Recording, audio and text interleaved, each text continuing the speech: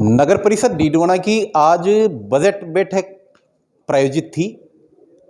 कतिपय कारणों से बैठक नहीं हो पाई है। इस बैठक के नहीं होने से नगर को क्या नुकसान हुआ है और बजट बैठक अब चूंकि नहीं हुई है तो आगामी कब ये प्रस्तावित की जा सकती है, इस पूरे प्रकरण पर हम नगर परिषद के आयुक्त हमारे साथ रोहित कुमार मील मौजूद है। इनसे जानना चाहेंगे क्या पूरा प्रकरण है और अब इनका आगामी कदम क्या रहेगा। आयुक्त महोदय, आज बजट बैठक प्रायोजित थी और वॉकआउट हो गया है दोनों ही प्रमुख दलों का, क्या रहेगा आगे? देखो, हमें जो सरकार के जो निर्देश हैं उसमें 15 फरवरी तक हमें जो बजट है वो पारित करके भिजवाना होता है और कतिपय कारणों से लगभग दोनों ही पार्टियों प्रमुख पार्टियों के जो पार्षद हैं वो उपस्थित नहीं हुए। कुछ निर्दलीय पार्षद जरूर आए थे। इसके अलावा कोरम पूरा नहीं होने के कारण ये बैठक आयोजित नहीं की जा सकी। इसमें सभापति और उप सभापति महोदय और लगभग पार्षद अनुपस्थित थे। बजट ये 97 करोड़ का बजट था। हमने बहुत ही शहर के विकास के लिए कुछ एजेंडे इसमें शामिल थे, जिसमें अपने डोर टू डोर व्यवस्था, कलेक्शन की व्यवस्था को सुदृढ़ीकरण के लिए हमने एक IoT बेस्ड प्रणाली से ये निविदा प्रस्तावित है और वो लगभग 2 करोड़ सालाना का उसमें व्यय था। इसके अलावा हमने जो स्ट्रीट लाइट व्यवस्था है उसमें सुधार के लिए जो CCMS पैनल हैं उनका प्रस्ताव इसमें शामिल था। इसमें कार्यालय के नए भवन का प्रस्ताव शामिल था। इसमें अब शहर में एक पार्क विकसित करने का प्रस्ताव था और अन्य जो भी प्रस्ताव इसमें बजट में पास किए जा सकते थे, जो माननीय पार्षदगणों के जो प्रस्ताव होते वो इसमें आमंत्रित किए जाते और फिर ये सरकार को ये प्रस्ताव, बजट प्रस्ताव पारित करके भेजा जाता। क्योंकि अब बैठक तो हुई नहीं है तो अब इसका क्या रहेगा? ये इसके पश्चात में अगर ये पास नहीं होता तो स्थानीय मुद्दे गहराई से ये चीज़ें उठे नहीं और वो फ़र्क पड़ सकता है। बाकी जो बजट है वो सरकार के स्तर पर पारित हो जाएगा। बिना बैठक के बजट पारित हो सकता है? बिल्कुल। जो फिर सरकार इस चीज़ को कंट्रोल करती है। हम राज्य सरकार को अपना जो बजट का जो प्रस्तावित बजट था वो पारित करने के लिए भेज देंगे। क्या दोबारा बैठक बुलाई जा सकती है? नहीं, हमें जो निर्देश होते हैं ये 15 फरवरी से पहले ही बजट बैठक आयोजित करनी होती है और ये इससे पूर्व में क्योंकि विधानसभा सत्र चल रहा था तो ये बजट बैठक नहीं बुलाई जा सकी थी और 15 तारीख के बाद में हमें राज्य सरकार को बिना अनुमोदन के भेजना होता है और हमारे मतलब अनुमोदन के अनुसार ही सरकार है इस पर बजट पारित करती है। आप रोहित कुमार मील हैं, आयुक्त नगर परिषद डीडवाना। आपका कहना है कि बैठक कतिपय कारणों से जो है आज रद्द हो गई है, लेकिन जो 97 करोड़ का बजट इन्होंने प्रायोजित किया है ये बजट की कॉपी राज्य सरकार को भिजवाई जाएगी। राज्य सरकार अपने स्तर पर इस बजट को पास करती है, ये फेल करती है, ये तो बाद में देखने लायक बात है।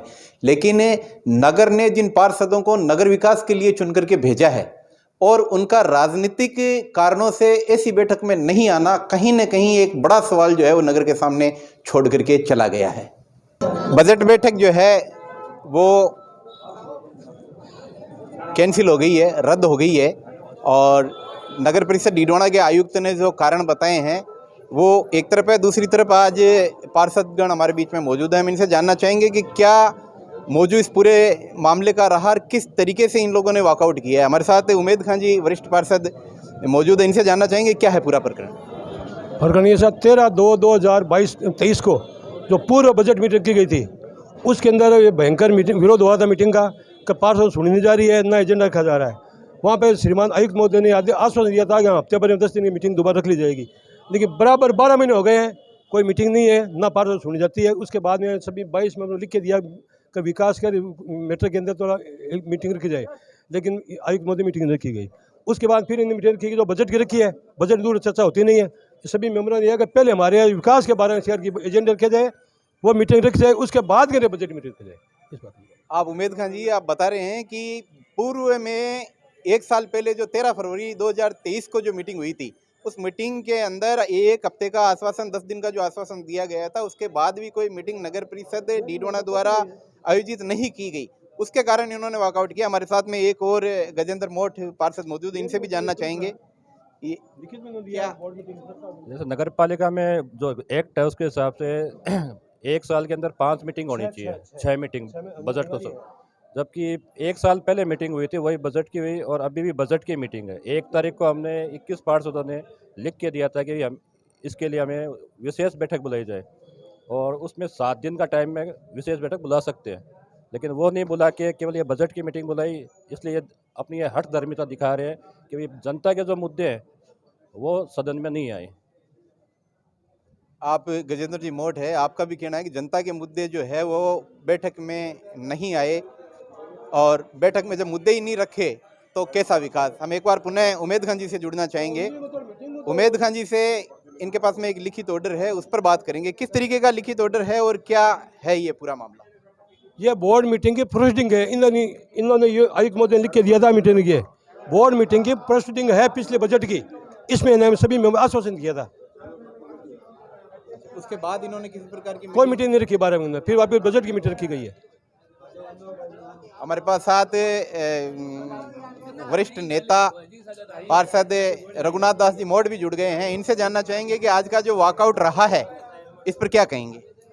नहीं, आज का जो वर्कआउट रहा है, ये मेंबर मान ही नहीं रहे। कब माना इन्होंने मेंबर? न तो किसी मेंबर की सुनते हैं, न उनका काम करते हैं। पूरा भ्रष्टाचार का अड्डा यहाँ बना लिया है, और आज इस बजट की आड़ में वो अपने वो पुराने पाप भी पुष्टि करना चाहते थे। बजट मीटिंग के 2 समोसे और 1 कतली के लिए क्या मेंबर? बजट तो हो जाएगा, आगे पास हो जाएगा। गुलशेर खान जी हमसे जुड़ रहे हैं, पार्षद, युवा पार्षद। इतना भ्रष्टाचार किया है, मैंने अपने 50 साल की जिंदगी में एक भी ऐसी म्युनिसिपैलिटी नहीं देखी जिसमें इतना भ्रष्टाचार हुआ है। आप मानते हो कि भ्रष्टाचार हुआ है? बिल्कुल हुआ है। फिर आप भी मानते हो, मैं क्या मानूं? नहीं, वो तो बात उजागर हो गई। आपके पार्षद रहते हुए, आपके नगर पालिका में मौजूद रहते हुए भ्रष्टाचार हुआ, और अब जब चुनाव सर पर हैं, वापिस परिषद के चुनाव जो है वो सर पर हैं 6 महीने 8 महीने बाद में, इस वक्त भ्रष्टाचार की जो है इस तरीके से बराबर अभी हुआ है, ये 3 महीने 4 महीने में पूर्व में सबसे ज्यादा ये जो है ना मेन भ्रष्टाचार। आपके सिंधी सौंदर्यीकरण की योजना थी, डीडवाने की बहुत बढ़िया योजना थी, वो डीडवाने के लिए बहुत अच्छी योजना थी। उसमें ऐसा पाप कटा है कि भर्ती अलग से ला के डालनी थी, पहाड़ को तोड़ के भर्ती कर दी, पहाड़ कर दी छोटी छोटी। तो ये जो अभी जो टेंडर हुए हैं वो सब भ्रष्टाचार की भेंट चढ़ी है। आपके छाविया तालाब में दरगाह के सामने बगीचा बनाया है, उसमें आप देखो 10 लाख का टेंडर है, काम उसमें 1 लाख का ही नहीं है। तो ये सब चीज़ें हैं। अब जो बोल रहे हैं तो बोलेंगे, वो तो केंद्र सरकार की योजना है, सिंगी सरोवर के जो तो योजना केंद्र सरकार यहाँ थोड़ी बैठेगी। नहीं, जो निगरानी कमेटी है, निगरानी कमेटी है ही नहीं, उसमें कोई नहीं है। तो यही है महाना एक ही बस, जय हो। आप रघुनाथ दास मोट हैं। आप ये कहते हो कि 2 मशीनें भी जो डीडवाने की म्यूनसिपलिटी में बंद पड़ी है, बंद है ना हमेशा जी। वो एक बड़ी गाड़ी जो सड़क साफ करती थी, और एक नाला काटने की मशीन, उसका भी डीजल का बिल उठ रहा है।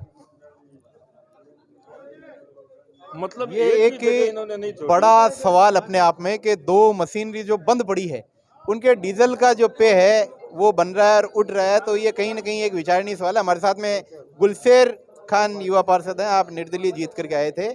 आपसे जानना चाहेंगे क्या है मामला? मामला पूरा ये है कि पिछले 1 साल से कोई मीटिंग नहीं हो रही है, और हर पार्षद के लिए सबसे परेशानी की बात ये है कि यहाँ पे आते हैं। 4-5 दिनों पहले 22 पार्षदों ने साइन करके विशेष मीटिंग के लिए बोला भी था, वो नहीं रख के ये सिर्फ बजट की मीटिंग रख के बजट पास करवाना चाहते थे, और इनको आम जनता से कोई मतलब है नहीं।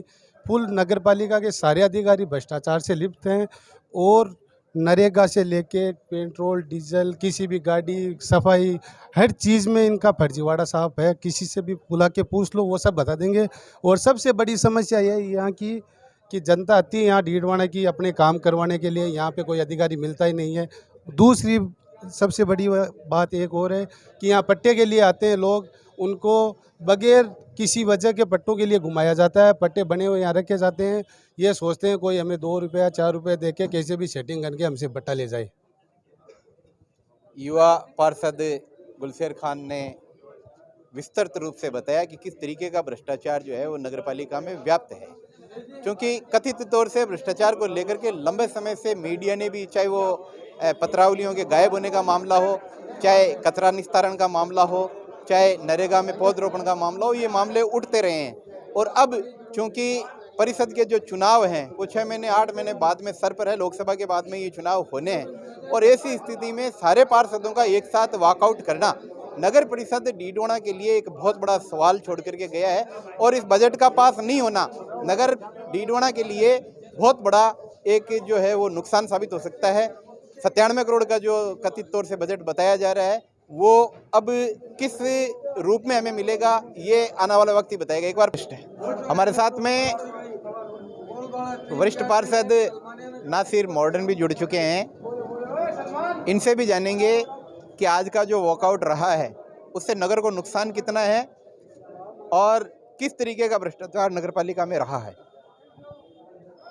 आज बोर्ड की बैठक थी और पिछले ये जो कांग्रेस सरकार में जो बोर्ड बना था कांग्रेस का, उसकी उदासीनता से ये बोर्ड में 12 महीने से बैठक नहीं हुई। ये बात निश्चित है और हम मानते हैं कि बोर्ड की उदासीनता थी। और रही बात आज के बोर्ड की, तो मुझे अभी पता नहीं लगा कि कांग्रेस, हम लोग निर्दलीय हैं, हम लोग यहाँ आए हैं, लेकिन कांग्रेस के पार्षदगण नहीं आए और भारतीय जनता पार्टी के पार्षदगण नहीं आए। उन्होंने किसका विरोध किया है ये हमारे पास समझ के परे है। बोर्ड कांग्रेस का है और स्टेट में सरकार भारतीय जनता पार्टी की है, तो भारतीय जनता पार्टी के शायद पार्षद तो सरकार का विरोध कर रहे हैं और कांग्रेस के पार्षद कांग्रेस के बोर्ड का विरोध कर रहे हैं, मेरे समझ के परे है। आप नासिर मॉडर्न हैं, इन्होंने भी अपनी बात रखी है। ये भी एक बड़ा सवाल है कि इतने बड़े भ्रष्टाचार के बाद भी किसी प्रकार की कोई एफआईआर न तो राज्य सरकार द्वारा न जिला प्रशासन द्वारा नगर परिषद डीडवाना के विरुद्ध करवाई गई है। और जितनी भी भ्रष्टाचार की ये जो आवाज़ है ये कथित तौर पर इन पिछले 3-4-5 महीनों में ही जो है वो उभर करके सामने आई है।